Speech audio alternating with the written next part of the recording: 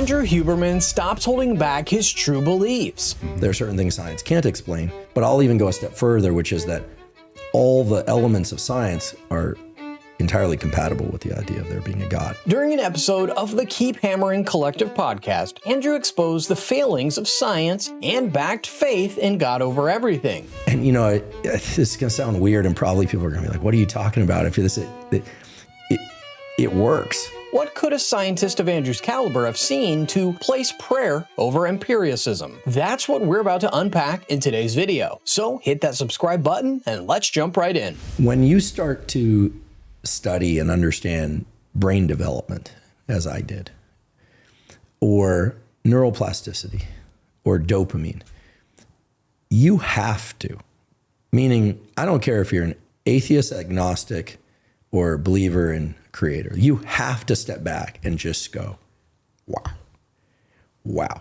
Now, then of course there's this difference among scientists as to who believes in God, who doesn't. I'll just go on record. I'm very comfortable saying I believe in God. I do. I think there are many things that science can explain. There are certain things science can't explain, but I'll even go a step further, which is that all the elements of science are entirely compatible with the idea of there being a God. Andrew's experience is a beautiful example of free will at work. Many scientists in his shoes would have done otherwise. Stephen Hawking, one of the most brilliant scientists of our time and a prominent atheist, once said that science makes God unnecessary. The laws of physics can explain the universe without the need for a creator. But here's what I think. If you do get to the point where the workings of the created world are laid bare before you, eliminating the presence of a higher power from the creation process becomes a deliberate choice, because it's not enough to explain how a thing works. What about the why questions? What about the fact that everything in our universe, from the expanse of space down to the minutest detail beyond even our human sight, all exhibit signs of intelligent design? Nobody looks at a fine weave and doesn't instinctively think of the mind behind it. That's the rationale and scientific thing to do. However, whenever God is involved, it suddenly makes sense to ignore this rationale. And just in case you've begun to question Andrew's credibility as a scientist,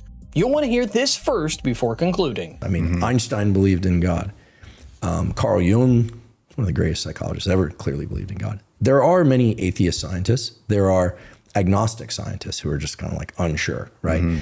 And, you know, for me, I'm in absolute awe of biology.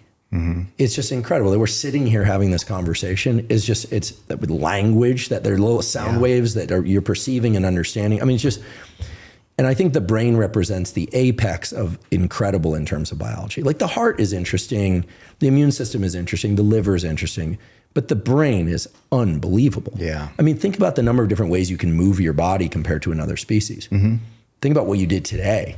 Think about what I was attempting to do today, right? Yeah. Spectacular. Think about technology, these lights, the, you know, Tesla cars, spaceships. I mean, the internet, I mean, unbelievable. And yet, oh so real. It must be shocking for some of you to learn that Einstein and Jung believed not only that God existed, but also that he created the world. Though Einstein never looked to the Judeo-Christian creator in the early stages of his life and career, instead, he trusted Spinoza's God, which is a divine being synonymous with nature. You probably already know this as pantheism. However, it wasn't until his theory of general relativity, which showed our universe had a beginning, that he shifted to the Christian creator. In fact, towards the end of his life, he said, "I want to know how God created this world. I want to know God's thoughts." Carl, on the other hand, had an understanding of God that was more psychological than anything, which comes as no surprise given the nature of his work, but he was clear on where he stood.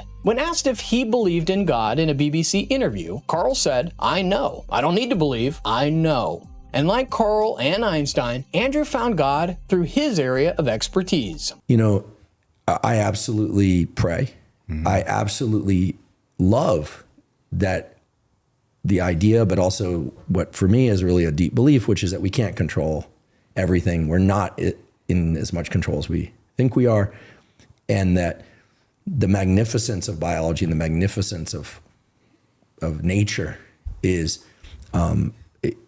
it's impossible for me to conceive how that could come about any other way. Who do you pray to? That's an interesting one because I think God.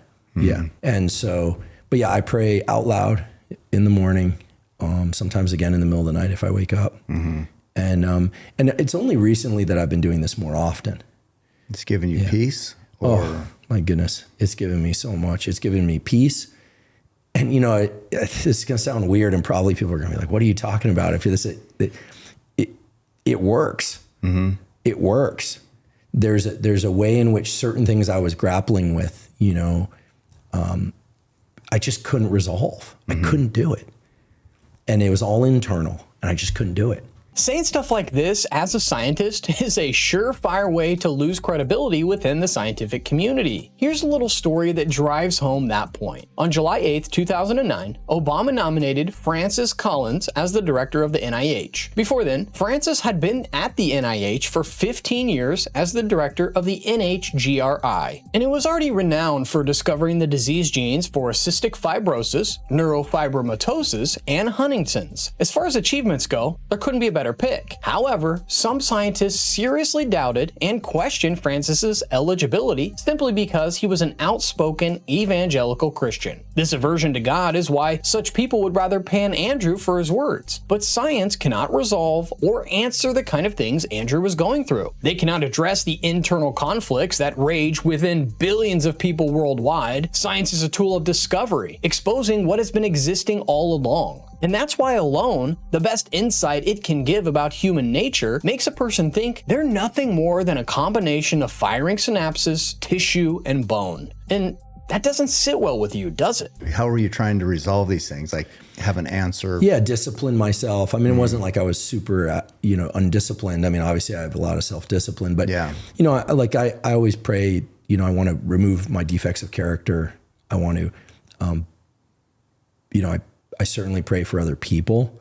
I mostly, these days I pray for the ability to really harness as much care and love for other people and for myself, something I haven't been that good at in my lifetime, in order to be able to put the best possible work into the world, to really serve. Like I really see myself as serving higher power.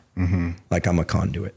Right. And the better I can do that, the better I'm serving. The better I'm serving, the more I feel connected to humanity. Science will never give anyone the things Andrew talks about: self-examination, care, love, service to others. Faith in God tells you to love and care for people, not just yourself. Science says these emotions are merely chemical reactions. Value your neighbor or not, it's no big deal. Science presents humans as just another slightly more superior, opportunistic creature on the evolutionary scale. Belief in God says that we are more and calls us to a higher purpose, which is clear in Genesis 1:26 and 27. How is this not proof that there's a higher power responsible for the much grander indications of creation around us, since we ourselves are capable of bringing things into existence?